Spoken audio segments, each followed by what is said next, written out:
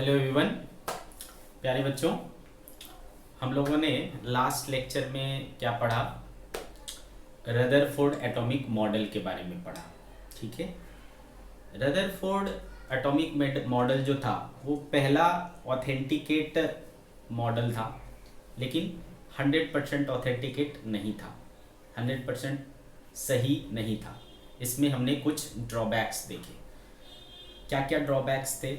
एक था एटम की स्टेबिलिटी को लेकर के, और दूसरा था उसके लाइन स्पेक्ट्रम को लेकर के। ठीक है, आगे बात समझ में? तो इनकी वजह से इनकी जो थ्योरी है वो पूरी तरीके से सही नहीं हो पाई। तो फिर क्या हुआ, एक दूसरे साइंटिस्ट जिनका नाम नील्स बोर था, उन्होंने अपनी एटॉमिक मॉडल पेश की। ठीक है, और बोर ने जो एटॉमिक मॉडल पेश की है ना, उन्होंने मेनली बोला कि ये जो मेरा मॉडल है वो हाइड्रोजन एटम के लिए है, या फिर हाइड्रोजन लाइक एटम के लिए है। हाइड्रोजन एटम या हाइड्रोजन लाइक एटम कहने का मतलब होता है जिसमें सिंगल इलेक्ट्रॉन हो। ठीक, जिसमें सिंगल इलेक्ट्रॉन हो। ठीक है, ऐसे एटम्स के बारे में हम लोग बात करेंगे। ठीक है, ऐसा नील्स बोर ने बोला। ओके, तो चलो समझते हैं कि बोर का एटॉमिक मॉडल क्या था। और कहीं ना कहीं बोर का जो एटॉमिक मॉडल था वो भी इंस्पायर्ड था किससे? रदरफोर्ड एटॉमिक मॉडल से। रदरफोर्ड की जो बहुत सारी चीज़ें थी इन्होंने भी अडॉप्ट की। ठीक, बस उनकी जो कमियां थी, उनकी जो ड्रॉबैक्स थी, उनको इन्होंने दूर करने की कोशिश की। ठीक है, चलो तो समझते हैं नील्स बोर का एटॉमिक मॉडल। ठीक है, तो इसको कह सकते हैं हम लोग Bohr model of the hydrogen atom. Bohr model of the hydrogen atom. Hydrogen atom इन्होंने अपनी पूरी थ्योरी को, है ना, अपने पूरे एटॉमिक मॉडल को 3 पोस्टुलेट्स के द्वारा समझाया। ठीक है, 3 पोस्टुलेट्स के द्वारा। तो पहला Bohr's first postulate. Bohr's first postulate. Bohr का फर्स्ट पोस्टुलेट पूरी तरीके से, है ना, रदरफोर्ड के मॉडल को मानता था। इनका कहना था कि जो इलेक्ट्रॉन होता है वो न्यूक्लियस के चारों ओर, है ना, न्यूक्लियस के चारों ओर एक ऑर्बिट में चक्कर लगाता है। ठीक है, और उसको चक्कर लगाने के लिए जो जरूरी सेंट्रीपिटल फोर्स है वो कहाँ से मिलता है? वो मिलता है उनके द्वारा जो उनके बीच में पॉजिटिवली चार्ज न्यूक्लियस और निगेटिवली चार्ज इलेक्ट्रॉन के बीच में जो इलेक्ट्रोस्टैटिक फोर्स लगता है वो उसको जरूरी सेंट्रीपिटल फोर्स प्रोवाइड करता है। ठीक है, तो बोर्स फर्स्ट पोस्टुलेट कहता है कि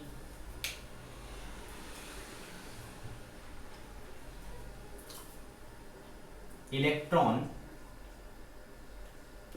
revolve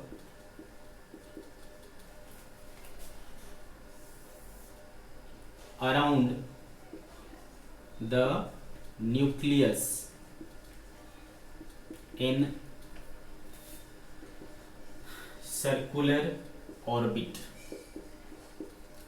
and the necessary centripetal force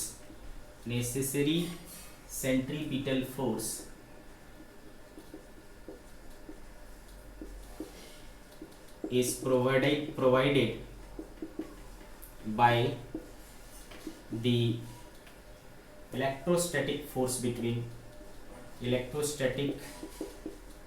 between positively charged nucleus and negatively charged electron। ठीक है, तो अगर ये न्यूक्लियस है तो इसके चारों तरफ इलेक्ट्रॉन क्या करता है? चक्कर लगाता है एक ऑर्बिट में। ठीक है, सर्कुलर ऑर्बिट में, और इनके बीच में लगता है क्या? ग्रेविटेशनल इलेक्ट्रोस्टैटिक अट्रैक्टिव फोर्स, जो इसको जरूरी सेंट्रीपिटल फोर्स प्रोवाइड करता है और इसकी वजह से ये लगातार घूमता रहता है। ठीक है, तो दैट मीन्स कि अगर मैं मान लूँ कि इस एटम का एटॉमिक नंबर क्या है, Z है, तो इसमें कितना ये होगा बेटा पॉजिटिव चार्ज Ze, है ना, और इस पर कितना इलेक्ट्रोस्टैटिक फोर्स लगेगा, तो इलेक्ट्रोस्टैटिक फोर्स लग जाएगा बेटा, क्या होता है K Q1 Q2 by R square. तो K क्या हो गया बच्चे 1/4πε0, Q1 कितना हो गया E और Q2 कितना हो गया ZE अपॉन क्या हो जाएगा बच्चे R स्क्वायर। ठीक है, तो इतना इलेक्ट्रोस्टैटिक फोर्स इस पर लग रहा है और यही फोर्स मैंने क्या बोला कि क्या प्रोवाइड करता है उसको, सेंट्रीपिटल फोर्स प्रोवाइड करता है। तो सेंट्रीपिटल फोर्स आपको पता है क्या होता है mv²/r होता है। तो ये दोनों फोर्स आपस में क्या है बराबर है। फ्रॉम फर्स्ट पोस्टुलेट ये दोनों आपस में क्या होंगे बराबर होंगे, यानी mv²/r is equals to Ze²/4πε0r²। ठीक है, ये कुल मिलाकर के बोर का फर्स्ट पोस्टुलेट का मैथमेटिकल फॉर्म हो गया। ठीक है, mathematical form of Bohr's first postulate. आ गई बात समझ में? तो फर्स्ट पोस्टुलेट हमें समझ में आ गया, जो ये कह रहा है कि जो इलेक्ट्रॉन होता है वो न्यूक्लियस के चारों तरफ सर्कुलर ऑर्बिट में घूमता है और उसको घूमने के लिए जरूरी सेंट्रीपिटल फोर्स जो है वो कहाँ से मिलता है, इलेक्ट्रोस्टैटिक फोर्स से मिलता है, दोनों के बीच में लगने वाले इलेक्ट्रोस्टैटिक फोर्स से मिलता है। ठीक है, तो बोर फर्स्ट पोस्टुलेट आपको अच्छे से समझ में आ गया और हर एक पोस्टुलेट का जो ये रिलेशन है वो इंपॉर्टेंट है हमारे लिए। चलो बात करते हैं नेक्स्ट सेकेंड पोस्टुलेट के लिए।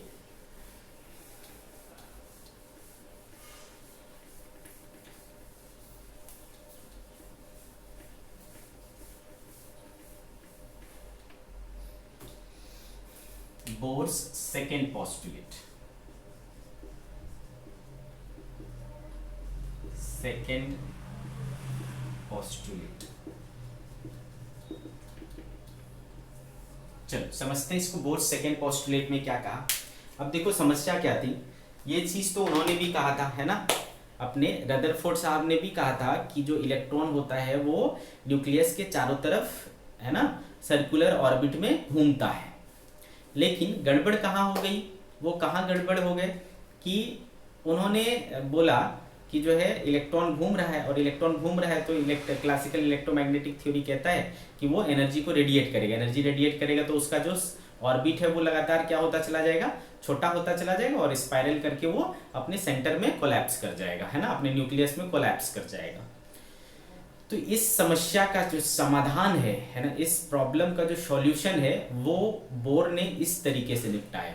उन्होंने कहा कि हाँ ये सच है कि इलेक्ट्रॉन जो है वो सर्कुलर ऑर्बिट में अराउंड द न्यूक्लियस रिवॉल्व करता है, बट ऐसा नहीं है कि वो किसी भी ऑर्बिट में जाकर के, कोई भी इलेक्ट्रॉन किसी भी ऑर्बिट में जाके रहेगा, ऐसा नहीं है। ठीक है, कोई भी इलेक्ट्रॉन किसी भी ऑर्बिट में जाके नहीं घूमेगा। हर एक इलेक्ट्रॉन का उन्होंने बोला कि ये अपना एक फिक्स ऑर्बिट होता है। ठीक है, अपना एक फिक्स ऑर्बिट होता है और जब वो अपने ऑर्बिट में होता है उस समय उसकी कोई भी रेडिएशन नहीं होती, उस समय उसका कोई भी एनर्जी लॉस नहीं होता। मतलब इन्होंने कंसेप्ट दिया स्टेबल ऑर्बिट का। ठीक है, मतलब इलेक्ट्रॉन अपने स्टेबल ऑर्बिट में घूमता है, उसका अपना एक ऑर्बिट होता है, उस ऑर्बिट में वो जब घूमता है तो उससे किसी भी प्रकार का रेडिएशन नहीं होता है। ठीक है, अब शर्त क्या थी, कौन सा इलेक्ट्रॉन किस ऑर्बिट में रहेगा, इसके लिए उन्होंने बोला कि कोई भी इलेक्ट्रॉन जो है उसी ऑर्बिट में रहेगा जिसका टोटल एंगुलर मोमेंटम क्वांटाइज्ड होगा, यानी इंटीग्रल मल्टीपल होगा h/2π का। ठीक है, h/2π का इंटीग्रल मल्टीपल होगा, तब जाकर के उस ऑर्बिट में जाकर के आपका इलेक्ट्रॉन रहेगा। ठीक है, तो इनका जो सेकेंड पोस्टुलेट था वो स्टेबल ऑर्बिट की बात करता है। ठीक है, electron revolve around the nucleus in a stable circular orbit whose total angular momentum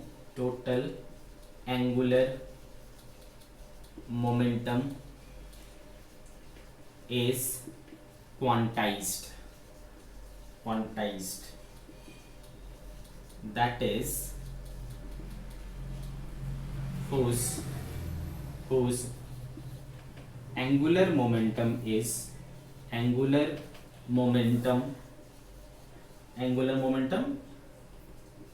यानी L, whose angular momentum L is integral multiple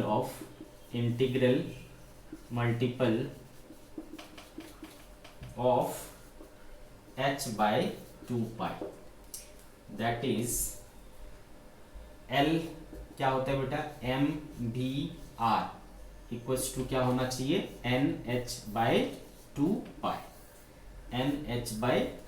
जिसमें n की जो वैल्यू होती है वो 1 2 3 एंड शो ऑन होती है। ठीक है, 1 2 3 एंड शो ऑन होती है, यानी n क्या है, इंटीजर्स है, 1 2 3 4 एंड शो ऑन। ठीक है, तो उन्होंने बोला कि एक इलेक्ट्रॉन उस ऑर्बिट में ही रहेगा जहां पर कि इस कंडीशन को सेटिस्फाई किया जा रहा होगा। ठीक है, तो यहाँ पर है ना क्वांटाइजेशन का कंसेप्ट उन्होंने लाया, MVR equals to NH by 2 pi. तो ये आपका बोर के सेकेंड पोस्टुलेट से इंपॉर्टेंट ये निकला अपने को। ठीक है, अब उनकी जो दूसरी समस्या थी, स्टेबल ऑर्बिट का समस्या दूर हो गया है ना, उनका जो ये दिक्कत आ रहा था कि इलेक्ट्रॉन क्या हो जाएगा, कोलैप्स कर जाएगा, तो वो वाली दिक्कत समाप्त हो गई है ना बेटे, वो वाली दिक्कत समाप्त हो गई। उसकी दूसरी जो समस्या थी कि जो स्पेक्ट्रम मिलता था वो लाइन स्पेक्ट्रम मिलता था, बट उनके थ्योरी के अकॉर्डिंग क्या हो रहा था, वो कंटिन्यूअस स्पेक्ट्रम बना रहा था, है ना, कंटिन्यूअस स्पेक्ट्रम।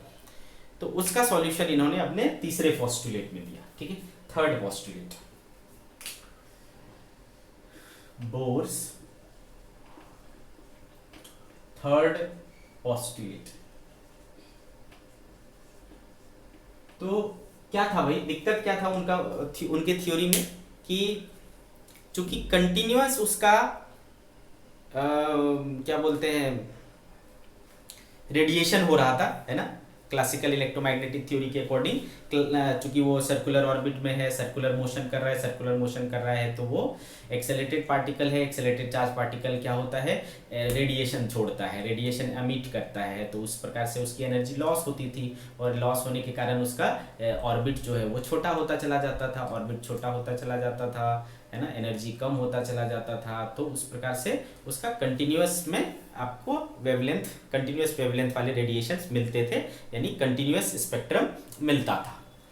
ठीक है, बट यहाँ पर उन्होंने बोला कि भाई ऐसा नहीं है, क्योंकि अब ये देख लिया, अब इन्होंने बता दिया सेकेंड में कि जो यहाँ ऑर्बिट होता है वो स्टेबल होता है, और जब वो स्टेबल ऑर्बिट में होता है तो उस समय किसी भी प्रकार का रेडिएशन वो छोड़ता नहीं है। रेडिएशन कब छोड़ता है, तो उसके लिए क्या है, देखो जो इलेक्ट्रॉन्स होते हैं वो डिफरेंट ऑर्बिट्स में होते हैं।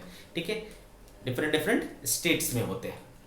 तो ग्राउंड स्टेट n=1, फिर first excited state, second excited states, इस तरीके से, है ना, स्टेट्स बने हुए हैं, एनर्जी स्टेट्स बने हुए हैं। ठीक है, तो अगर कोई ग्राउंड स्टेट में है, ठीक है, अगर कोई, ये मान लो न्यूक्लियस है, ये इसका फर्स्ट हुआ, ये सेकेंड हुआ, ये थर्ड हुआ, इस तरीके से। ठीक है, this is n=1, n=2, n=3। ठीक है, तो कोई मान लो इलेक्ट्रॉन यहाँ पर है। ठीक है, आ रही बात समझ में, कोई इलेक्ट्रॉन यहाँ पर है, हमने क्या किया, इसको एनर्जी दे दी। ठीक है, एनर्जी दे दी, कितनी एनर्जी दे दी, जितना इसके बीच का गैप है ना, ये लोअर एनर्जी स्टेट है, ये हायर एनर्जी स्टेट है, तो इनके बीच में एक गैप है। अगर हमने इतनी गैप वाली एनर्जी दे दी ना, मान लो ये 5 इलेक्ट्रॉन वोल्ट है और ये 6 इलेक्ट्रॉन वोल्ट है, ये लोअर एनर्जी स्टेट है, ये हायर एनर्जी स्टेट है। ठीक है, तो आपको दिख रहा है कि इनके बीच में 1 इलेक्ट्रॉन वोल्ट की गैप है। अगर मैं इसको कहीं से 1 इलेक्ट्रॉन वोल्ट दे दूं तो क्या हो जाएगा, ये इस 1 इलेक्ट्रॉन वोल्ट को ले करके इसको जंप मार जाता है, जंप मार जाता है तो ये यहाँ चला आता है, ठीक है। तो ग्राउंड स्टेट से जब इस स्टेट में आता है तो ये उसका हो जाता है एक्साइटेड स्टेट, ठीक है। ये क्या हो जाता है उसका एक्साइटेड स्टेट। अब इलेक्ट्रॉन जो है ना, इलेक्ट्रॉन बहुत देर तक एक्साइटेड स्टेट में नहीं रह सकता, ठीक है। इलेक्ट्रॉन बहुत देर तक एक्साइटेड स्टेट में नहीं रहता, वो विदिन 10⁻⁸ सेकेंड वो वापस से अपने ओरिजिनल स्टेट यानी ग्राउंड स्टेट में आ जाता है, ठीक है, ओरिजिनल स्टेट में आ जाता है। तो आपने इसको एनर्जी दी तो ये क्या हुआ, एक्साइट होकर के यहाँ चला गया। अब जब वो शांत होगा तो वो एनर्जी को वापस से क्या करेगा बेटा, रिलीज कर देगा, ठीक है। तो जब ये हायर एनर्जी स्टेट से लोअर एनर्जी स्टेट में वापस आता है इलेक्ट्रॉन, है ना, एक्साइटेड इलेक्ट्रॉन जब हायर एनर्जी स्टेट से लोअर एनर्जी स्टेट में आता है तो वो एनर्जी को क्या करता है, वो रेडिएट कर देता है। और ये जो रेडिएशन होता है वो किस फॉर्म में होता है, इलेक्ट्रोमैग्नेटिक वेव के फॉर्म में होता है। और इलेक्ट्रोमैग्नेटिक वेव आपको पता है वो क्या होता है, छोटे छोटे बंडल ऑफ एनर्जी, छोटे छोटे पैकेट ऑफ एनर्जी यानी फोटोन के फॉर्म में होता है, ठीक है। तो वो जो एनर्जी रेडिएट होगा वो इलेक्ट्रोमैग्नेटिक फॉर्म में होगा, फोटोन के फॉर्म में होगा, ठीक है।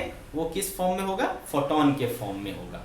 तो वो जो फोटोन रेडिएट होगा उसके पास कितनी एनर्जी होगी, इसके गैप के बराबर की एनर्जी होगी।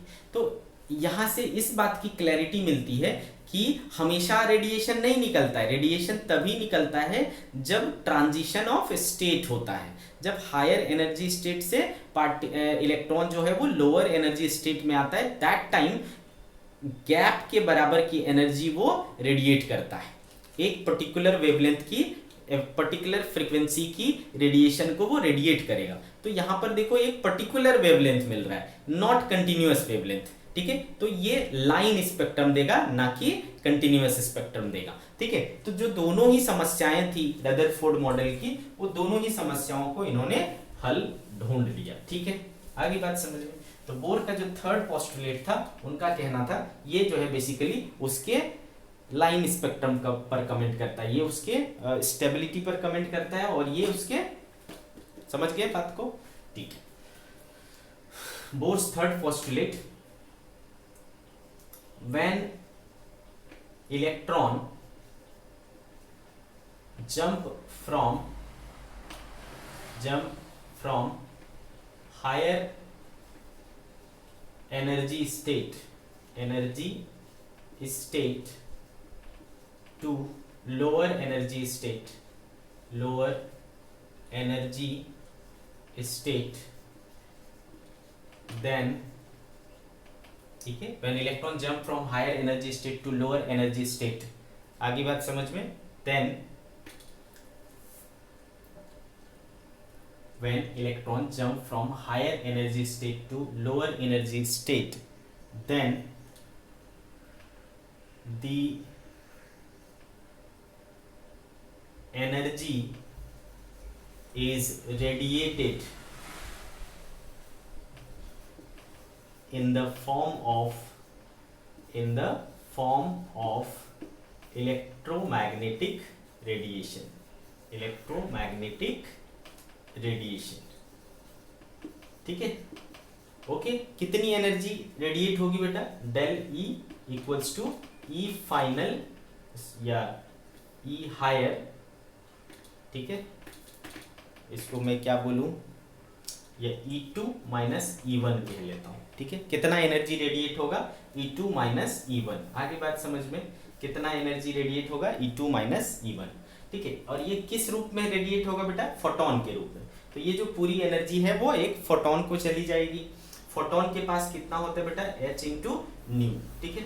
या फिर del E equals to E2 minus E1 equals to h nu equals to, इसका एक और रूप क्या होता है बेटा, HC बाई लैम्डा, ठीक है। तो इस तरीके से आप ये भी निकाल सकते हो कि कितने वेवलेंथ का या कितने फ्रीक्वेंसी का रेडिएशन रेडिएट होगा जब एक पर्टिकुलर इलेक्ट्रॉन जो है एक पर्टिकुलर स्टेट से दूसरे स्टेट में जाएगा, तो ठीक है। तो इस तरीके से हमें समझ में आता है कि लाइन स्पेक्ट्रम क्यों होता है और क्यों कंटिन्यूअस स्पेक्ट्रम नहीं होता है, ठीक है। तो ये जो उनकी दोनों समस्याएं थी वो यहाँ पर दूर हो जाती है। क्लियर है बच्चे? तो इनकी जो क्या बोल सकते हो अचीवमेंट थी बोर मॉडल की, वो थी स्टेबल ऑर्बिट का ढूंढना। रदरफोर्ड का कंट्रीब्यूशन बोलो तो वो न्यूक्लियस, उनका उन्होंने जो न्यूक्लियस की डिस्कवरी की वो उनका मेन था कंट्रीब्यूशन, और इनका जो मेन कंट्रीब्यूशन है वो है स्टेबल ऑर्बिट के बारे में बात करना। ठीक है, स्टेबल ऑर्बिट के बारे में।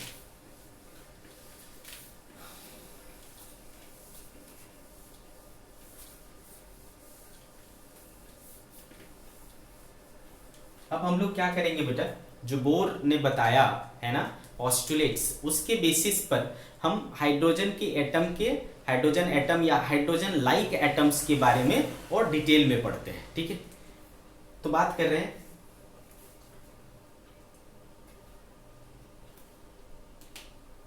Radius of Bohr orbit.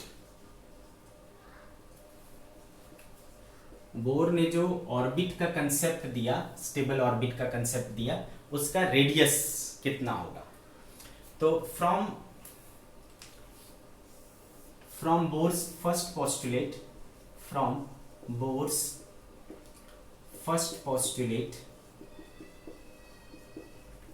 क्या सीखा हमने बच्चे कि mv² equals to ZE² bye 4πε0r²।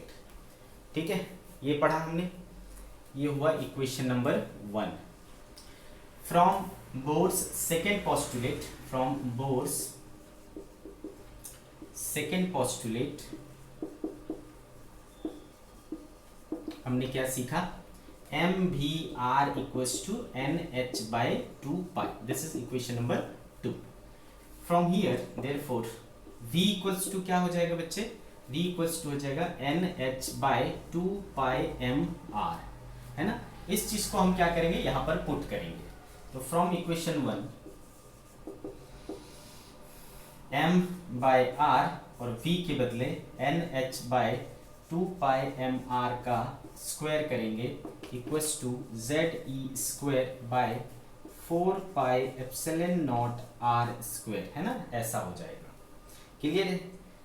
अब इसको सिंप्लीफाई करो तो क्या हो जा रहा है, m/r n² h² 4π² m² r² is equals to ZE² upon 4πε0r²। ठीक है, ऐसा हो जा रहा है। तो आप देखो क्या क्या कट रहा है आपके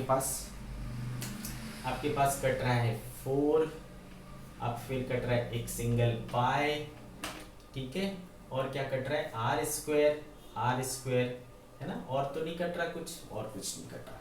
ठीक है बेटे, एक m भी कट जाएगा, एक m कट जाएगा। ठीक है, तो यहाँ बच रहा है n² h² बाय r, एक पाई बचा हुआ है और एक m बचा हुआ है इधर, और इधर बचा हुआ है ZE² बाय ε0। ठीक है, ZE² बाय ε0। अब यहाँ से देयरफॉर r इक्वल्स टू क्या हो जाएगा बेटा, n² h² ε0 n² h² ε0 और ZE² पाई m। ठीक है, ऐसा बच रहा है।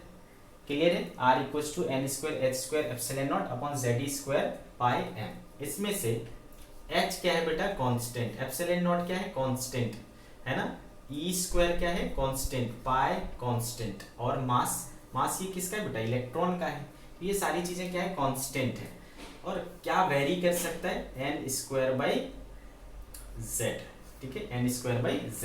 तो ये जो सारे टर्म्स हैं वो क्या है, कांस्टेंट है, इनकी वैल्यूज हम रख सकते हैं। h क्या है बेटा, प्लैंक्स कांस्टेंट है 6.6 × 10⁻34 ε0 8.85 × 10⁻12 E 1.6 × 10⁻19 मास 9.1 × 10⁻31 पाई 3.14। इस सारी वैल्यूज को अगर आप कैलकुलेट करोगे, ठीक है, तो ये आएगा आपका r equals to 0.53 n² z angstrom.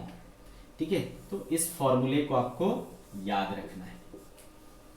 ये जो पूरा चैप्टर है, पूरा मॉडर्न फिजिक्स है, वो फार्मूला बेस्ड है, बहुत स्कोरिंग पार्ट होता है ना, बहुत स्कोरिंग पार्ट होता है, और इससे कम से कम 6 से 8 क्वेश्चंस आ सकते हैं। ठीक है, पूरे मॉडर्न फिजिक्स में, पूरे मॉडर्न फिजिक्स से 6 से 8 क्वेश्चन तक आ सकते हैं नीट में।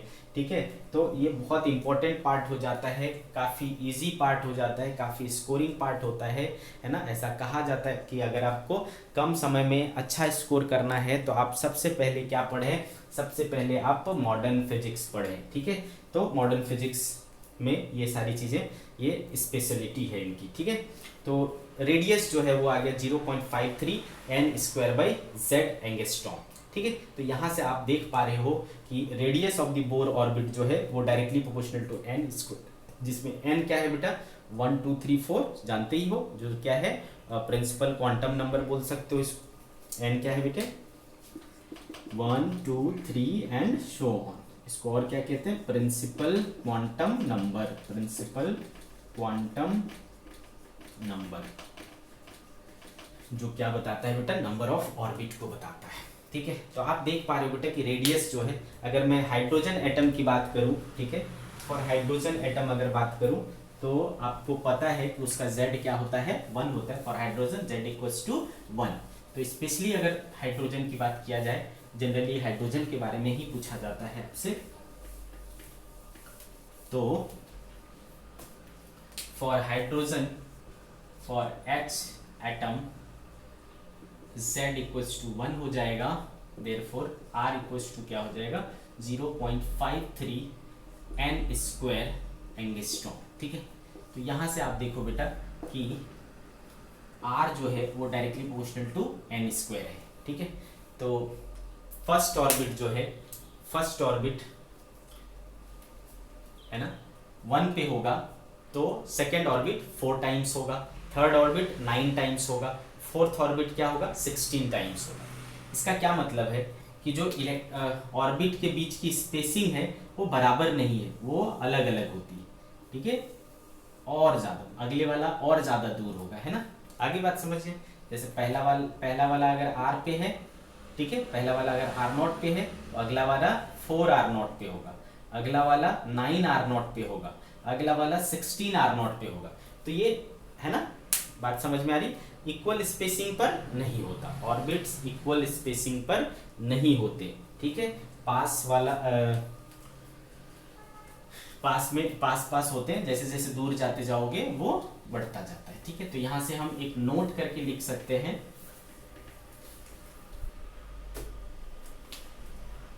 नोट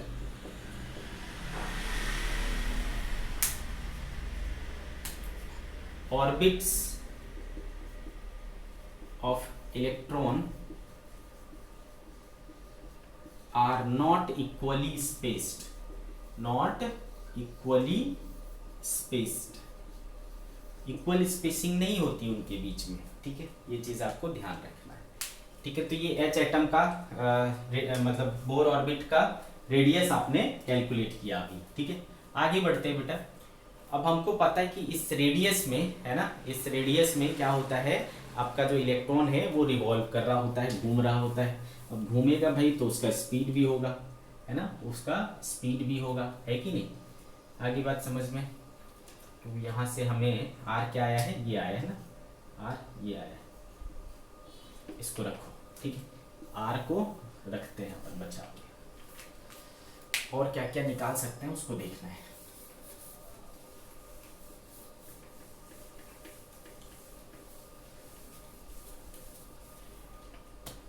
अब अगर मान लो हमको ये पता करना है कि वो किस स्पीड से घूमता है उसमें, ठीक है, तो कैसे निकालेंगे, speed of electron in Bohr orbit, Bohr orbit. तो फ्रॉम सेकेंड पोस्टुलेट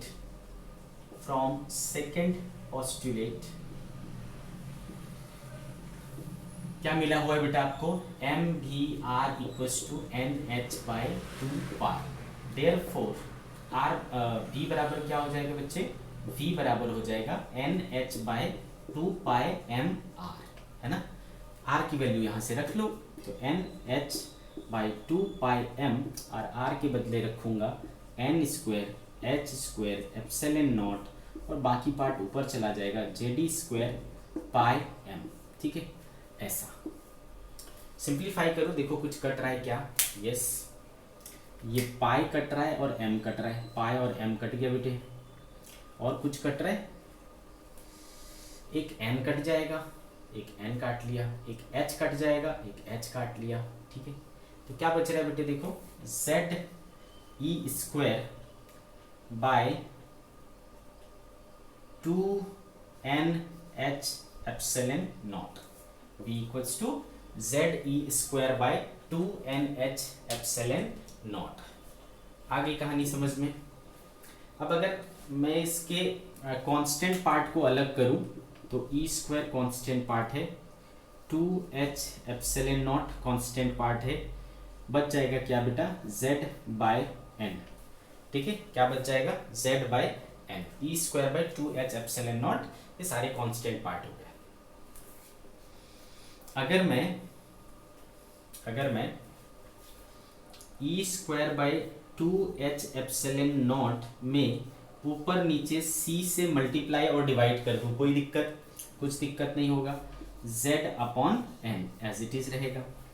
तो हो जाएगा E square by 2h c epsilon naught C Z by N, C Z by N, V equals to S are.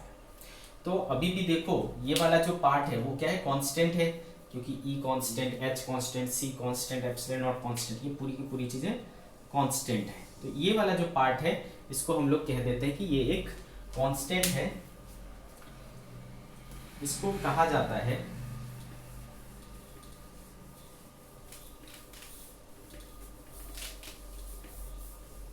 ये वाला जो part है ये एक कांस्टेंट होता है, अल्फा से डिनोट कर सकते हैं। तो अल्फा इक्वल्स टू क्या हो जाएगा, E square by 2h c epsilon naught, और इसको कहा जाता है समरफील्ड्स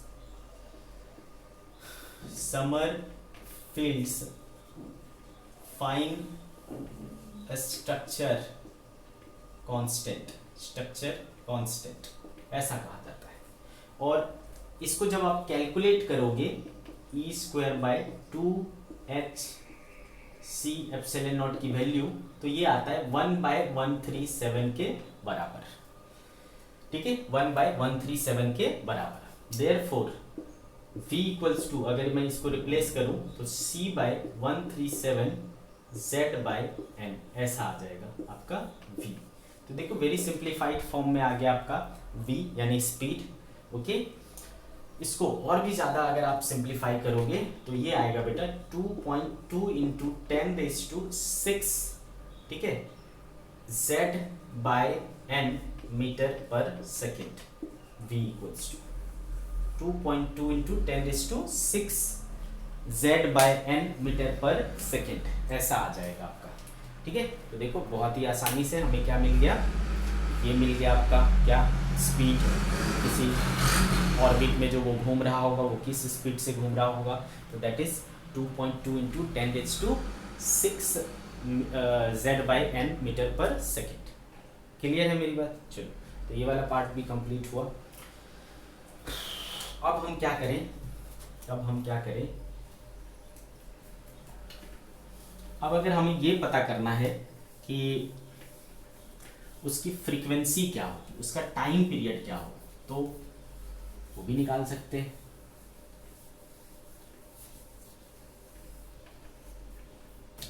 ठीक है, चलो बात करते हैं फ्रीक्वेंसी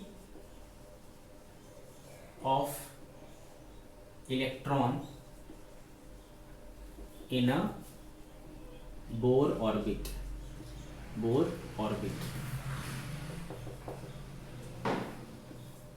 ठीक है, तो मान लो बेटा ये इस ऑर्बिट में, ये न्यूक्लियस है, इस ऑर्बिट में इलेक्ट्रॉन घूम रहा है, ऑर्बिट का ये क्या है, n है। तो आपको पता है बेटा इसका रेडियस क्या है, सपोज r है। तो आपको पता है कि अगर आपको टाइम पीरियड निकालना है, टाइम पीरियड, तो क्या होता है बेटा, डिस्टेंस अपॉन स्पीड, तो 2πr अपॉन v, है ना बेटे, ऐसा करना पड़ेगा, 2πr अपॉन v, ठीक है। तो चलो अब अपने को क्या करना है, बेसिकली 2πr और v का वैल्यू रखना पड़ेगा, है ना, r और v का वैल्यू रखना पड़ेगा, ठीक है। रखते हैं इसको। तो आप देखो पलट के कि स्मॉल r क्या आया था, तो स्मॉल r आया था आई थिंक, है ना, स्मॉल r आया था बच्चे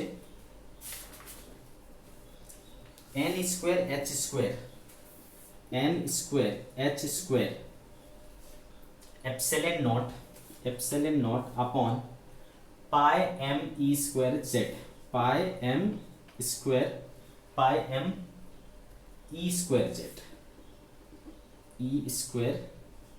z, ठीक है, पाई m e स्क्वायर z, ये क्या हो गया आपका r का हो गया, अपॉन v का क्या आया था बेटे, v का आया था, कहाँ गया, v का आया था e square z e square by 2 epsilon not nh, 2 epsilon not nh, ठीक है, ऐसा। तो अब इसको अगर अपन सिंप्लीफाई करें तो क्या होगा, देखो 2 पाई n square h square epsilon naught, ये पार्ट ऊपर चला जाएगा, ठीक है, ये कितना है 2 एप्सिलॉन नॉट nh है ना, 2 एप्सिलॉन नॉट nh, ये पार्ट 2 एप्सिलॉन नॉट nh ऊपर चला गया, nh ऊपर चला गया, और ये दोनों नीचे रह जाएगा, पाई m e स्क्वायर z और z e स्क्वायर, है ना, ऐसा हो गया। तो अब देखो क्या क्या कट रहा है आपसे, तो पाई और पाई कट गया बेटा, और क्या कटा भाई, m ऊपर नहीं है, e ऊपर नहीं है, z भी नहीं है, ठीक। तो देखो ये कुल मिलाकर के हो जा रहा है n क्यूब हो जा रहा है, n cube, okay, n cube हो जा रहा है, h क्यूब हो जा रहा है, n cube h cube epsilon naught square 2, ठीक है, upon z square e raise to 4 z square e raise to 4 m, ठीक है, ऐसा आ रहा है, 2n cube h cube epsilon naught square by z square e raise to 4 m, ऐसा आ रहा है, ठीक है। तो time period, finally time period जो आया हमारा 2n cube h cube epsilon naught square z square e raise to 4 m, this is the expression for time period, ठीक है, क्लियर है। अब देखो आपके मन में सवाल आएगा कि सर इतना भारी भरकम फॉर्मूला याद कैसे रखेंगे, है ना, इतना भारी भरकम फॉर्मूला याद कैसे रखेंगे। तो जनरली देखो बेटा, आपको जो क्वेश्चन पूछा जाता है ना, ऐसा फॉर्मूला पर बेस्ड नहीं पूछा जाएगा, आपको सिर्फ कंपैरिजन पूछा जाता है। तो कंपैरिजन किस पे डिपेंड करेगा बेटा, तो कंपैरिजन के लिए आप क्या करो, हमेशा वेरिएबल टर्म्स पर ध्यान दो, बाकी को छोड़ भी दोगे तो कोई दिक्कत नहीं। तो यहाँ से देखो वेरिएबल टर्म कौन है, n और z, तो n और z पे कैसे डिपेंड कर रहा है, तो आप देखोगे कि t जो है वो डायरेक्टली प्रोपोर्शनल है n cube by z square के, ठीक है, n cube by z square, ये इंपॉर्टेंट है, ठीक है, ये इंपॉर्टेंट है। तो टाइम पीरियड जो है वो n cube by z square के प्रोपोर्शनल होता है, n cube by z square के प्रोपोर्शनल होता है, ठीक है। आगे बात समझ में आपको, तो ये हो गया टाइम पीरियड का। अब आपको बात करनी है अगर फ्रीक्वेंसी की, तो आपको पता ही है बेटा फ्रीक्वेंसी क्या होता है, टाइम पीरियड का रेसिप्रोकल होता है। तो पलट दो,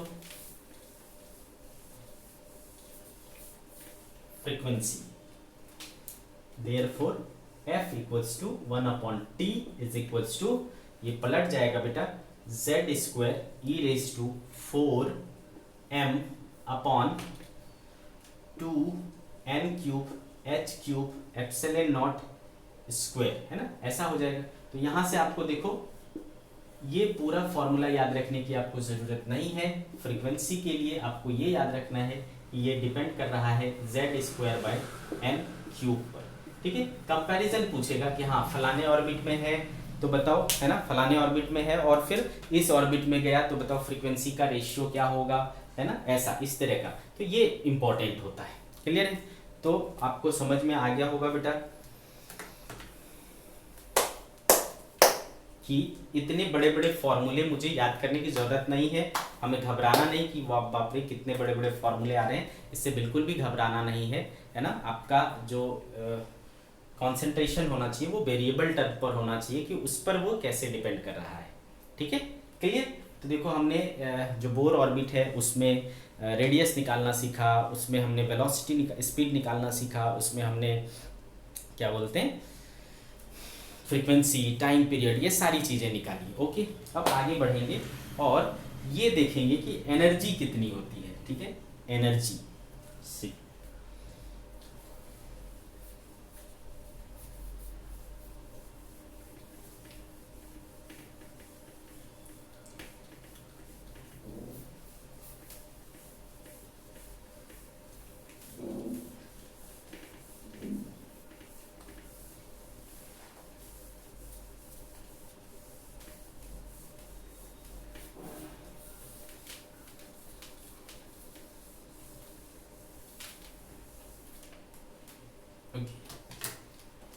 Now let's talk about energy of Bohr orbit.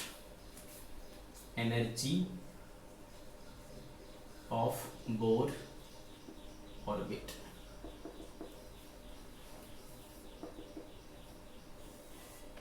तो मान लो बच्चे कि कोई जो एटम है उसका एटॉमिक नंबर क्या है, Z है, तो उसके न्यूक्लियस में कितना होगा, +Ze होगा और इलेक्ट्रॉन इधर चक्कर लगा रहा है, ठीक है, इलेक्ट्रॉन इधर चक्कर लगा रहा है। तो इसके पास क्या क्या एनर्जी हो सकती है, तो एक तो होगा बेटा इसके पास काइनेटिक एनर्जी और दूसरा होगा पोटेंशियल एनर्जी, ठीक है। चलो तो पहले बात करते हैं बेटा काइनेटिक एनर्जी की। काइनेटिक एनर्जी, काइनेटिक एनर्जी, तो क्या होगा काइनेटिक एनर्जी बेटा, 12mv², है ना, इतना होगा, इतना होना चाहिए इस इलेक्ट्रॉन के पास काइनेटिक एनर्जी। Equation number 1। अब from bore first postulate, first postulate से हम क्या जानते हैं कि mv²/r इक्वल्स टू 1/4πε0 Ze²/r², ठीक है, ये हमने पढ़ा है। ओके, इस r को इस r से कटा दिया तो क्या बचा बेटा, mv² इक्वल टू Ze²/4πε0r।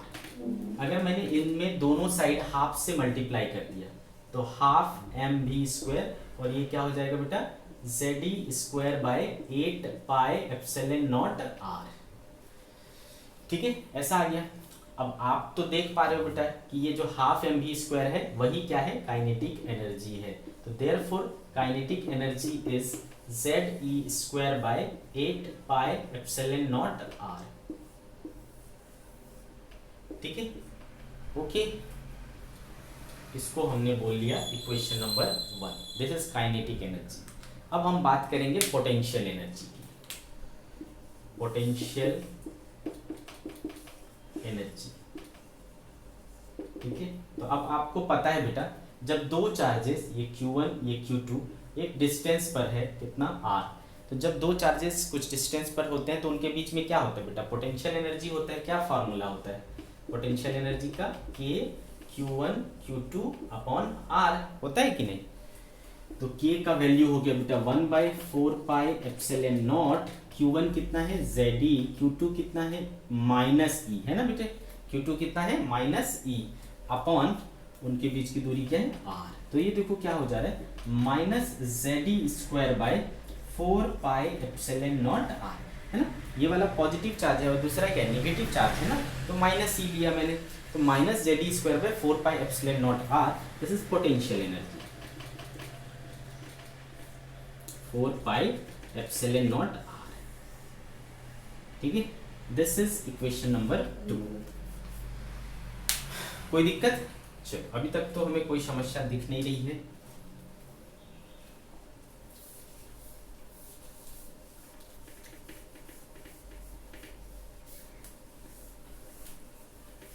अब क्या करें भाई, टोटल एनर्जी के लिए क्या करना पड़ेगा, टोटल एनर्जी के लिए दोनों को ऐड करना पड़ेगा।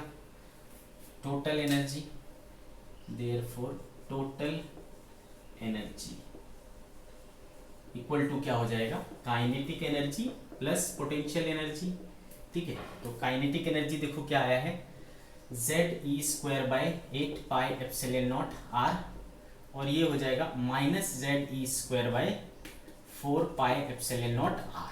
तो आप इसको सॉल्व करोगे तो आप देखोगे कि ये क्या हो रहा है minus ZE² by 8πε0 r, this is total energy, ठीक है, this is total energy.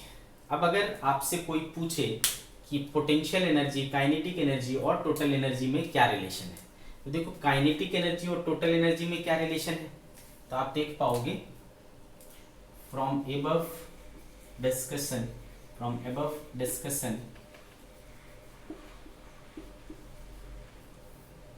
Kinetic energy equal to क्या है बेटा माइनस ऑफ टोटल एनर्जी, है ना बच्चे। काइनेटिक एनर्जी क्या है माइनस ऑफ टोटल एनर्जी, है ना, इसमें माइनस कर दूंगा माइनस माइनस प्लस हो जाएगा, देखो इतने के बराबर आ जाएगा ना। तो kinetic energy is minus of total energy. दूसरी चीज क्या समझ में आ रहा है, टोटल एनर्जी क्या है नेगेटिव है ना, टोटल एनर्जी क्या है नेगेटिव है ना। और ये देखो पोटेंशियल एनर्जी और इसमें कंपेयर करो तो क्या हो रहा है, potential energy is 2 times of total energy, है ना बेटे। बट इसमें 2 से मल्टीप्लाई करो देखो 1/4 माइनस 1/4 बच जाएगा ना। तो यहाँ से हमें समझ में आ रहा है कि potential energy is 2 times total energy, ठीक है। Potential energy is 2 times total energy. आ गई बात समझ में। अब पोटेंशियल एनर्जी और काइनेटिक एनर्जी में रिलेशन ढूंढा जाए तो, पोटेंशियल एनर्जी और काइनेटिक एनर्जी में रिलेशन देखा जाए तो क्या देखोगे बेटा, इसको 2 टाइम्स काइनेटिक एनर्जी है ना, minus of 2 times of kinetic energy, है ना बेटे। पोटेंशियल एनर्जी क्या है, potential energy is minus of 2 times of kinetic energy. हो जाएगा, समझ में आ रहा है आपको, minus of 2 times of kinetic energy. तो काइनेटिक एनर्जी क्या हो गया बेटा, काइनेटिक एनर्जी हो गया minus of half of potential energy, minus of potential energy by 2। This is the relation between them, ठीक है। तीनों के बीच में ये रिलेशन होता है, क्लियर है, तीनों के बीच में ये रिलेशन है। Kinetic energy is equals to minus of total energy equals to minus of potential energy by 2। तो इसमें से कोई भी एक पता चल जाए तो बाकी दो ऑटोमेटिक हमें पता चल जाते हैं, है ना बेटा। इनमें से कोई भी एक पता चल जाए तो दो बाकी बचे ऑटोमेटिक हमें पता चल जाते हैं, ठीक है भाई। ये कहानी समझ में आ गई। अब यहाँ एक और चीज देखा जाए तो टोटल एनर्जी जो आया है वो क्या आया है, नेगेटिव आया है, ठीक है। टोटल एनर्जी क्या आया है, नेगेटिव आया है। और ये टोटल एनर्जी का नेगेटिव होना ही इस बात का प्रूफ है कि जो हमारा इलेक्ट्रॉन है वो क्या होता है, अपने न्यूक्लियस से बाउंडेड है। नेगेटिव एनर्जी क्या शो करता है बेटा, कि इलेक्ट्रॉन जो है वो अपने क्या बोलते हैं ऑर्बिट से, सॉरी न्यूक्लियस से बंधा हुआ है, बाउंडेड है, ठीक है। नोट करके मैं लिखता हूं, negative total energy indicates that the electron is bounded with the nucleus, ठीक है। अगर उसका एनर्जी 0 हो जाए या फिर, है ना, उसका एनर्जी 0 हो जाए तो वो इलेक्ट्रॉन क्या करेगा, उस ऑर्बिट को छोड़ देगा, वो न्यूक्लियस को छोड़ देगा, बाहर चला जाएगा, वो इंडिपेंडेंट हो जाएगा। ठीक है, तो नेगेटिव होना जरूरी है, तभी वो उसके चारों तरफ घूमता रहेगा, अदरवाइज नहीं घूम पाएगा। ठीक है, अब देखो बेटा, ये तो हमें इस रूप में मिला, लेकिन इसका एग्जैक्ट फॉर्म क्या होगा? तो टोटल एनर्जी देखो क्या आ गया, minus ZE² by 8 pi epsilon naught और R। रेडियस क्या था बेटा? तो रेडियस अलग अलग ऑर्बिट का अलग अलग होगा, तो वो रेडियस हमारे पास क्या था, n² h² epsilon not upon pi me² z, वो चला जाएगा ऊपर, पाई me² z। ठीक है, ऐसा हो जाएगा। R की वैल्यू हमने रख दिया जो पहले हमने लाया था, है ना, उस चीज को रख दिया। तो देखो क्या क्या कट रहा है, तो वही कुछ कुछ चीजें कट जा रही हैं, पाई और पाई कट जा रहा है, और क्या कट रहा है, कट रहा है, कट रहा है, कट रहा है, अब कुछ नहीं कट रहा।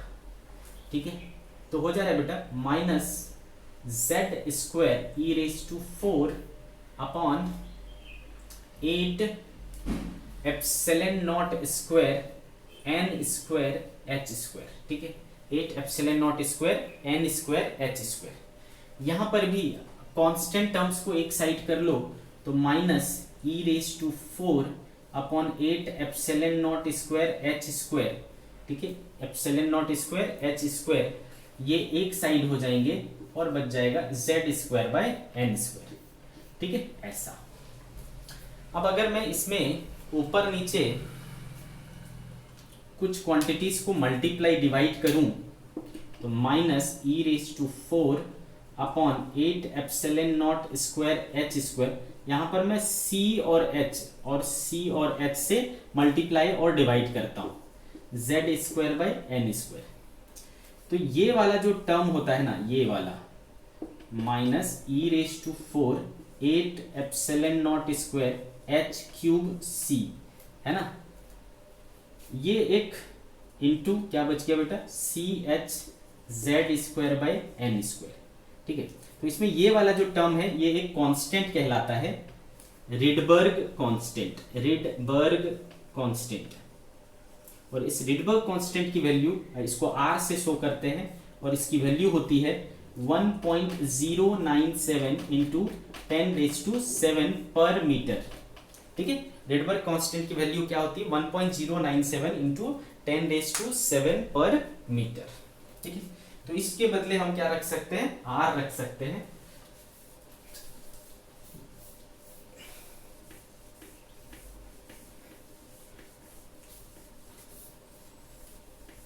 तो ये कुल मिलाकर के निकल करके आता है total energy equal to minus, उसके बदले R रख सकते हैं, CH Z² बाय n²।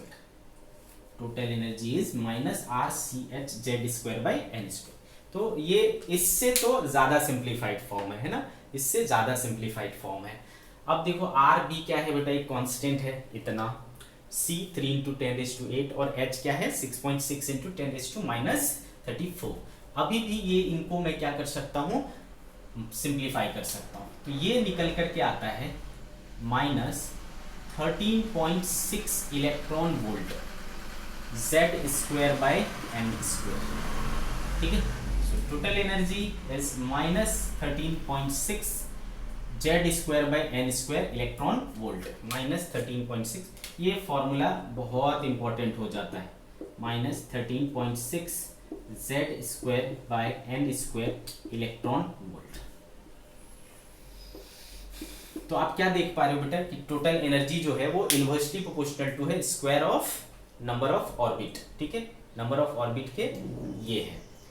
तो जैसे जैसे हम नंबर ऑफ ऑर्बिट्स बढ़ता जाएगा तो n बढ़ेगा, तो बेटा ये क्या हो जाएगा, छोटा हो जाएगा, नेगेटिव और छोटा। छोटा नेगेटिव मतलब क्या हुआ बेटा, हायर हुआ। छोटा नेगेटिव क्या होता है, बड़े नेगेटिव से हायर होता है, तो ये हायर स्टेट में चला जाएगा। तो जैसे जैसे आप n पार करोगे, हायर जाओगे, तो एनर्जी क्या हो जाती है, हायर हो जाती है, हायर स्टेट में पहुंच जाते हो।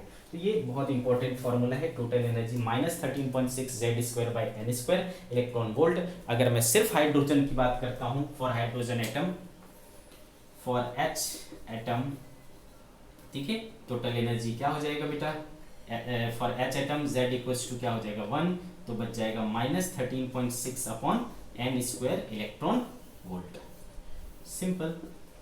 ओके, तो देखो हमने एनर्जी भी निकाल लिया किसका, ऑर्बिट का। तो कोई भी ऑर्बिट है उसका हमें ये बोला जाएगा कि भाई इसका आप ये निकालो, क्या बोलते हैं, टोटल एनर्जी निकालो। अगर कोई दूसरा एटम दे देगा जो कि एच एटम के जैसा है, जैसे कि He+ है ना, Li++, इस तरीके का है ना, जिसमें सिंगल इलेक्ट्रॉन हो, ऐसे वाले एटम को अगर आप देखोगे तो आप निकाल सकते हो, उसमें Z बदल जाएंगे सिंपली। ओके, ठीक है। तो बच्चे इसके आगे की कहानी हम लोग नेक्स्ट लेक्चर में करेंगे, ठीक है।